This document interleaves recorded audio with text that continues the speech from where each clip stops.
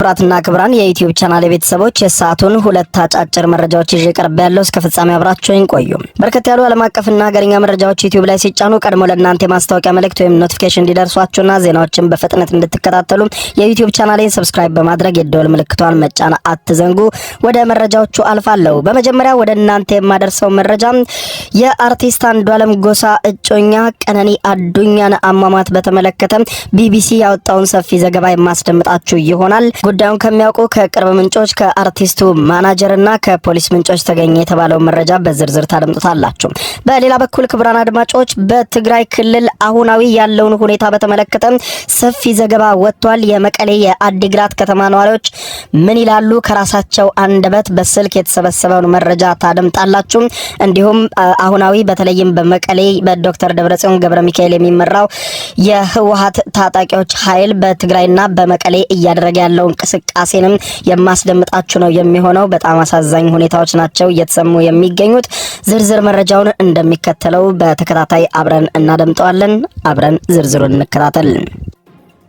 የአርቲስት አንዱዓለም ጎሳ እጮኛ ቀነኒ አዱኛ አሟሟት በተገናኘ ቢቢሲ ሰፊ ዘገባ ይዞ ወጥቷል። ቢቢሲ ባወጣው ዘገባ ቀነኒ ንጋት 11 ሰዓት አካባቢ ህይወቷ እንዳለፈና ከሚኖሩበት ህንጻ መውደቋን ዘግቧል።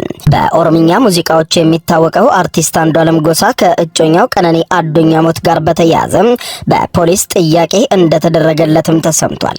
በማህበራዊ ሚዲያ በርካታ ተከታዮች ያሏት ቀነኒ አዱኛ ባሳለፍነው ማክሰኞ ጠዋት መሞቷን ተከትሎ በርካቶች ሀዘናቸውን ከመግለጽም ባሻገር የሞታው ምክንያት እንዲጣራ እየጠየቁ ይገኛሉ ያለው ቢቢሲ ፖሊስ በጉዳዩ ላይ ዘገባ እስከተጠናከረበት ሰዓት ድረስ አስተያየት ከመስጠት ተቆጥቧል።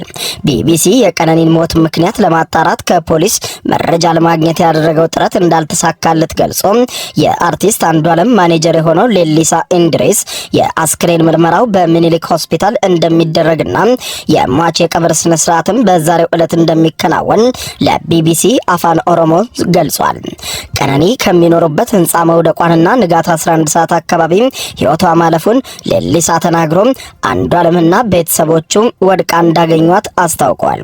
ሌሊሳ ንጋት 11 ሰዓት አካባቢ ስልክ ተደውለው ቀነኒ ጉዳት ደርሶባት ሆስፒታል እንደገባች እንደተናገረው ገልጾ እስካሁን ባለው መረጃ መሰረትም ከአምስተኛ ፎቅ ወድቃ ነው የሞተችው። ሁኔታውን ለማጣራት ምርመራ ተጀምሯልም ብሏል። ማኔጀሩ አክሎም መኖሪያ ቤቱ አዲስ አበባ አራብሳ ሰንሻይን ተብሎ የሚታወቅ አካባቢ መሆኑን ጠቅሶ ጥንዶቹ በስፍራው ከአንድ ዓመት በላይ መኖራቸውንም ተናግሯል። ከክስተቱ በኋላ አስክሬኗ በአቅራቢያው ወደሚገኘው ያኔት ወደ ተባለው ሆስፒታል መወሰዱን ገልጿል። እስከ ምሽት ድረስ ከቆየን በኋላ ፖሊስ መጥቶ አስክሬኑን ለምርመራ ወደ ሚኒሊክ ሆስፒታል ወሰደው። ቀጥሎም ሱሉልታ ወደሚገኙ ቤተሰቦቿ አስክሬኑ ተወስዷል ብሏል።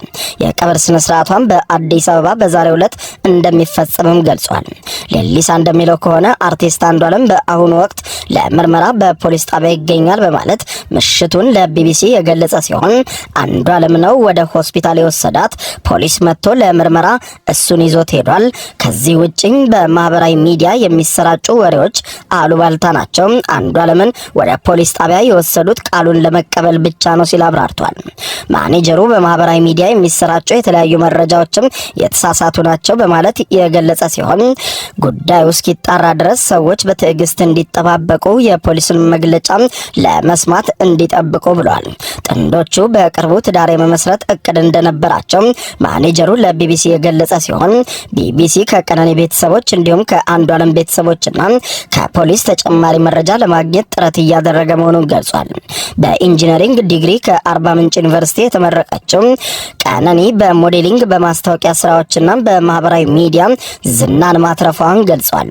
በሚቀጥለው ቅዳሜ ልደቷን ለማክበር በሚል ፎቶዎች እየተነሳች እንደነበረ ቢቢሲ ከቅርብ ሰዎቿ ለመረዳት እንደቻለ ገልጾ ቢቢሲ ለዚህ ዘገባ የአንዱዓለም ማኔጀርን እስካናገረበት ማክሰኞ ትናንትና ምሽት ድረስ ድምጻዊው ለጥያቄ በፖሊስ ጣቢያ መሆኑን ከቅርብ ሰዎችም ተገልጿል ብሏል። ፖሊስ ስለክስተቱ እያካሄደ ያለው ምርመራ እስኪጠናቀቅ ድረስ ምንም አይነት መረጃ ለመስጠት እንደማይችልም ገልጿል።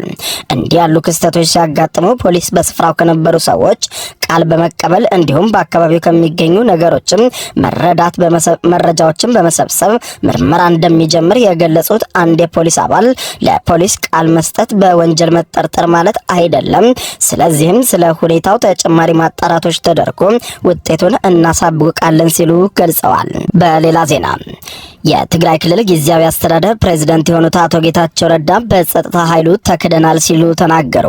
በትግራይ ክልል የተለያዩ አካባቢዎች ተኩስ መሰማቱም ተነግሯል። በዶክተር ደብረጽዮን ገብረ ሚካኤል የሚመራው ህዝባዊ ወያኔ ሓርነት ትግራይ ህወሓት የክልሉ ጊዜያዊ አስተዳደር ምክትል ፕሬዝዳንት ጀነራል ታደሰ ወረደ የሚመራው የክልሉ የሰላምና ጸጥታ ቢሮ ያወጡትን መግለጫ ተከትሎ በድጋሚ ምላሽ የሰጠው በአቶ ጌታቸው ረዳ የሚመራው ጊዜያዊ አስተዳደር የጸጥታ ኃይሉ 3 የሰራዊቱ ከፍተኛ አመራሮች መታገዳቸውን መቃወሙ ኃላፊነት የጎደለው ተግባር መሆኑን ኮንነው ሪፖርተር በቢሮ ስር የወጣውንና ተቃውሞን የሚገልጸውን ምላሽ የጸጥታ ኃይሉ የጊዜያዊ አስተዳደሩ አካል ሳይሆን ለአንድ ቡድን የቆመ ወታደራዊ ክንፍ መሆኑን በግልጽ ያሳየ ነው ሲል ውጥረት ውስጥ የገባውን የፖለቲካ እንቅስቃሴ የሚያባብስ እንደሆነ በመጠቆም የጸጥታ ኃይሉ ኃላፊ በህገወጥ የመሬት ወረራ፣ በማዕድን ዝውውር እንዲሁም የወርቅና ብረታ ብረት ዝርፊያ ብሎም የኮንትሮባንድ ንግድና ህገወጥ የሰዎች ዝውውር ውስጥ የተሳተፉ አካላትን በቁጥጥር ስር እንዲውሉ በክልሉ ጊዜያዊ አስተዳደር መንግስት በኩል ትዕዛዝ ቢተላለፍም ትዕዛዙን በመተላለፍ በህግ ማስከበር ስም መንግስታዊ መዋቅሮችን የማፍረስ እንቅስቃሴ ሲደረግ ዝምታን መምረጣቸው የህወሓት ታጣቂዎች ወገንተኝነታቸው ለማን እንደሆነ በግልጽ የሚያሳይ ነው በማለት የአቶ ጌታቸው ረዳ አስተዳደር ባወጣው መግለጫ አስታውቋል። የጸጥታ ኃይሉ ህግና ስርዓትን ማስከበር ሲገባው ነገር ግን ጊዜያዊ አስተዳደሩን ክዷል ያሉት የአቶ ጌታቸው ረዳ መግለጫ የተባባሰው የዶክተር ደብረጽዮን ገብረ ሚካኤል የሚመራው የህወሓት ክንፍ ተልእኮ ለማስፈጸም ያለመ እንደሆነ ደርሼበታለሁ ያለው በአቶ ጌታቸው ረዳ የሚመራው ጊዜያዊ አስተዳደሩ የክልሉን ፕሬዝዳንትም ይህንን እንደማይቀበሉ ከመግለጽም ባለፈ የፕሪቶሪያን ስምምነት ለማፍረስ መሞከሩን በግልጽ አሳይቷል ሲሉ የክልሉ ጊዜያዊ አስተዳደር ፕሬዝዳንት አቶ ጌታቸው ረዳ ለክልሉ ጊዜያዊ አስተዳደር ምክትል ፕሬዝዳንትና የሰላምና ጸጥታ ካቢኔ ኃላፊ ሌተናንት ጀነራል ታደሰ ወረደ የካቲት 26 ቀን 2017 በጻፉት ደብዳቤ በክልሉ ሰራዊት ስም ጉባኤ እያካሄዱ ያሉ አካላት ከድርጊታቸው በፍጥነት ሊታቀቡ እንደሚገባ አሳስበው እንደነበረ ያስታወሰው ዘገባው ስልጣን ለማግኘትም በህገወጥ መንገድ እየተንቀሳቀሰ ነው በሚል የተወቀሰው በዶክተር ደብረጽዮን ገብረ ሚካኤል የሚመራው የህወሓት ቡድን ድርጊቱን እንዲያቆም የመጨረሻ ማሳሰቢያ ተሰጥቶት እንደነበር የተገለጸ ሲሆን የሰራዊቱ አመራሮችም ሆኑ ሌሎችም አካላት ጥያቄዎቻቸውን የሚያቀርቡትና የሚስተናገዱበትም ህጋዊ አግባብ እያለ በወረዳና ቀበሌዎች ሰራዊት በማሰማራት ስርዓት ለማፍረስ እንቅስቃሴ እያደረጉ መሆናቸውን በአቶ ጌታቸው ረዳ የሚመራው የትግራይ ክልል ጊዜያዊ አስተዳደር አስታውቋል። ቢቢሲ ምሽቱን ባወጣው ሰፊ ዘገባ ላይ በትግራይ ክልል ውስጥ ምን እየተከናወነ ነው ሲል አትቶ ነዋሪዎችንም አነጋግሯል። የክልሉ ህዝብ ከ2 ዓመት በፊት የተካሄደውን ደም አፋሳሽ ጦርነት ካስከተለው የገንዘብ የስነ ልቦና የሰብአዊ ቀውስም አሁንም አላገገመም ያለው ቢቢሲ ከክልሉ ማዕከላዊና ምስራቃዊ ዞኖች እንዲሁም ከመቀሌ ከተማ አስተዳደር በአሁኑ ወቅት ያለውን ሁኔታ በማስመልከት ያነጋገራቸው በክልሉ ነዋሪዎች መሪዎቹ ወደ ጦርነት እየጎተቱ እንዳስገቧቸው በእጅጉ እንደሚሰጉ በመግለጽ ለቢቢሲ እየተሸበረን ያለ ነው ሲሉ ምሽቱን ነግረውታል። በአዲግራት በመቀሌና በሌሎችም አካባቢዎች የሚገኙ ነዋሪዎች የፍጆታ እቃዎች ዋጋ መጨመር፣ በገፍ መሸመትና የመረበሽ ሁኔታዎችም እንደሚታይ ገልጸው የተኩስ ድምጾች እንደሚሰሙም አረጋግጠዋል። ይህ ስጋት ከክልሉ የሚወጡ ሰዎችን ቁጥር እንዲጨምር ማድረጉንም አክሏል። አብርሃም የተባለ የአዲግራት ከተማ ነዋሪ አርሚ 15 ሚሊሻና ተፈናቃዮች የሚገኙባቸው አካላት የከንቲባውን ጽህፈት ቤትም ተቆጣጥረዋል ብለዋል። በከተማዋ ሙሉ በሙሉ ወታደራዊ እንቅስቃሴ እንዳለ በመግለጽ የአስቸኳይ ጊዜ አዋጅ የታወጀ ነው የሚመስለው ከትናንት በስቲያ ሰኞ ጀምሮ በአዲግራት ውስጥ ከፍተኛ ወታደራዊ እንቅስቃሴ አለ። ይህ ሁኔታም የሰላማዊ ዜጎች ላይ መረበሽ እንደፈጠረ በመግለጽ በሁለቱም አካላት እየተወሰዱ ያሉ እርምጃዎችም የፕሪቶሪያውን ስምምነት በውል የሚያፈርሱ መሆናቸውን እንደሚያምኑ ነዋሪው ለቢቢሲ ተናግረዋል። ይህንን ውጥረት ተከትሎ የፌዴራል መንግስት እርምጃ ሊወስድም ይችላል። በተለይም ደግሞ ድሮኖችም ሲያንሸብቡ ነበረ። ይህ ከኤርትራ ጋር ያለውን ነገር ያመጣው ሲመስለን ቆይቷል። ሆኖም ግን አሁን ባለው ወቅታዊ ሁኔታ የትግራይ የጸጥታ ሁኔታን መንግስት እየተከታተለ እንደነበረ ነው የሚሰማኝ ሲል ለቢቢሲ ተናግረዋል። የአዲግራት ከተማ ነዋሪ የሆኑና ስማቸው መጥቀስ ያልፈለጉ ሌላኛው ግለሰብ ለቢቢሲ ምሽቱን ሲናገሩ የአዲግራት ከተማ የጊዜያዊ አስተዳደሩ ከንቲባ መገልበጡንና ወታደራዊ ኃይሎችም በብዛት በከተማ ውስጥ እንደሚታዩ ለቢቢሲ ተከታዩን ነግረውታል። ዛሬ ወጣቶች የሰራዊት ኃይል ተጠቅመው የአዲግራት ከንቲባ ጽሕፈት ቤትን ተቆጣጥረዋል። እስካሁን የደረሰውን ጉዳት በይፋ ልናውቅ አልቻልንም። ወጣቶች ተጎድተው ሊሆን እንደሚችል እንገምታለን፣ ግን እስካሁን ለማጣራት አልቻልንም። በዚህ የተሳተፉ የሰራዊት አባላት አርሚ 15 ኮር 151 ሚሊሻዎችና የተፈናቀሉ ወገኖችን ይዘው በእነሱ ድጋፍ ነው የተቆጣጠሩት። የተወሰኑ ወጣቶች ለመከላከል ሞክረው ነበር። እነዚህ መሳሪያ ይዘው ስለነበር መመጣጠን አልቻሉም። በመጨረሻ የከንቲባውን ጽሕፈት ቤት ሊቆጣጠሩ ችለዋል። ይህ ድርጊት በአዲግራት ከተፈጸመ በኋላ አሁን በአዲግራት ያለውን አሁናዊ ሁኔታ በተመለከተ የተጠየቁት እኚሁ የአዲግራት ከተማ ነዋሪ ለቢቢሲ ተከታዩን ነግረውታል። ሙሉ በሙሉ ወታደራዊ እንቅስቃሴ አለ። ኮማንድ ፖስት የታወጀ ነበር።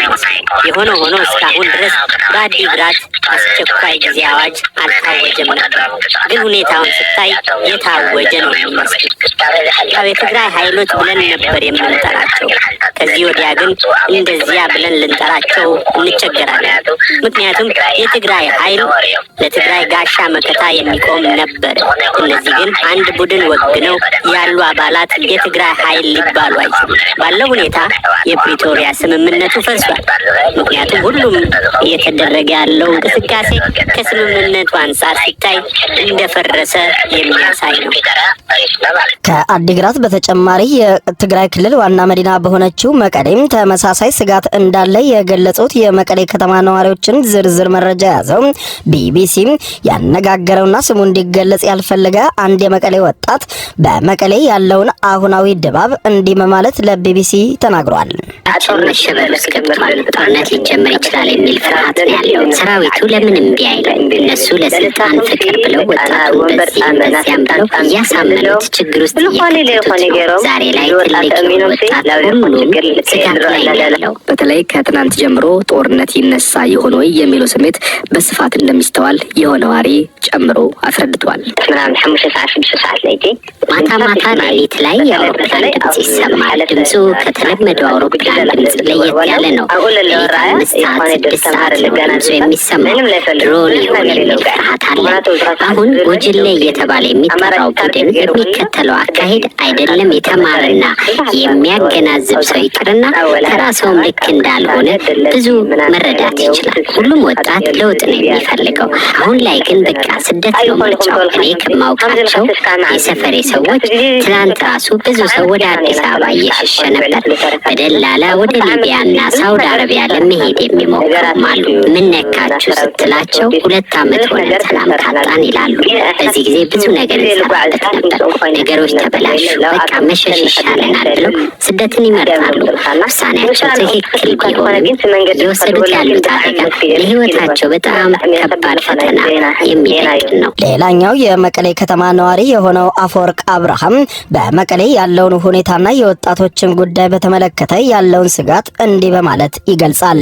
አሁን በተለይ በትናንትና ማታ በተሰጠው መግለጫ ሰው በጣም ስጋት አድሮበታል። አስቀድሞም ያው ወጣቶች ይወጡ ነበር፣ ወደ አዲስ አበባ ወደ ተለያየ ቦታ እየወጣ ነበር። የከተማ እንቅስቃሴን በጣም የተዳከመ ነበር። ሰው ደግሞ ብር ከባንክ ብሩን እያወጣው ነው። ከባንክ ያለው አሁን ያለው ሁኔታ ንግድ ባንክ በጣም ሰፊ ወረፋዎች አሉ። ለምሳሌ አየር መንገድ አሁን ከመቀሌ ወደ አዲስ አበባ ብታይ እስከ እሑድ ምናምን ተይዟል ሊል ይችላል። ከዛ ወደዚህ ደግሞ የሚመጣ ብዙ ሰው የለም። ወጣቱ ያው ትራውማውን ስላለ ያው አሁን ተመልሰን ወደ ጦርነት እንገባለን የሚል ስጋት ስላለ ያው በሰፊው ይወጣ ነው ማለት ነው። አይ የተለየ ነገር ምን አለ? አሁን ያልነበሩ አሁን ኬላዎች አሉ። አሁን ከኤርፖርት ስትመጣ አሁን ጠዋት እኔ ቀብር መስራት ነበር ለማከናወን ሩቅ ሄጄ ነበር እና በጣም ፍተሻዎች አሉ። ያልነበሩ ፍተሻዎች አሉ። ሌላ መግቢያ አካባቢ እንደዛ ወደ መቀሌ መግቢያዎች እንደዛ እንዳሉ ሰዎችም ምስክርነት ሰጥተውኛል። መታወቂያ ፍተሻ ምናምን አለ። ምሳሌ ባስ አሁን መቀሌ ወደ አዲስ አበባ አታገኝም። ሳምንት ምናምን ጠብቃለህ። በቃ አሁን ሰው ራሱ በቃ በጣም ተደናግጧል። አሁን ስራቻ ምን አለ መሰለህ የውጊያ አውዱ ደግሞ ተመልሶ ወደ ትግራይ ሊመጣ ነው የሚል ነገር ፍራቻ አለው ህዝቡ ውስጥ በሰፊው። ዘገባው የቢቢሲ ነው። ክቡራን አድማጮች ለሰዓቱ ብታደምጧቸው ያልኳቸው አጫጭር መረጃዎች እነኚህ ናቸው። ከሰዓታት በኋላ በሌላ መረጃ መልሰን እስከምንገናኝ በያለንበት የዓለም ዳር ቸር እንቆይ።